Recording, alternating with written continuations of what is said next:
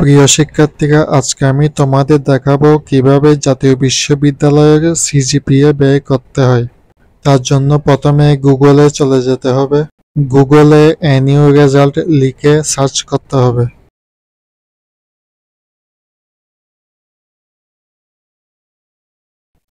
একটু নিচে আসলে তোমরা দেখতে পাবে NU latest published result portal, ওটার উপর ক্লিক করতে হবে।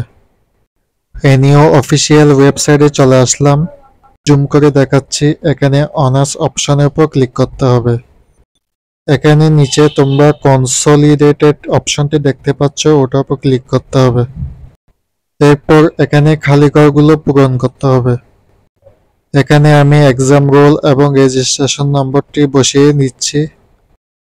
রেজাল্টটি চেক করার জন্য চতুর্থ বর্ষের এক্সাম রোল এবং রেজিস্ট্রেশন নম্বরটি প্রয়োজন।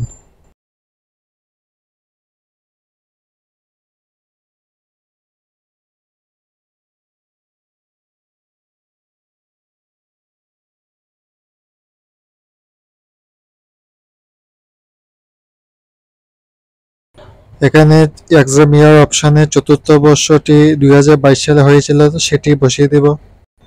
এরপর ক্যাপচাটি ঠিক মতো পূরণ করে নেব। পূরণ করা হয়ে গেলে সার্চ রেজাল্টের উপর ক্লিক করতে হবে। এখানে তোমরা দেখতে পাচ্ছ 4টা বর্ষের রেজাল্টটি একসাথে চলে এসেছে। এখানে তোমার টোটাল সিজিপিএ সহ চলে আসবে। আশা করি তোমরা বুঝতে পেরে গেছো কিভাবে সিজিপিএ রেজাল্টটি চেক করতে হয়।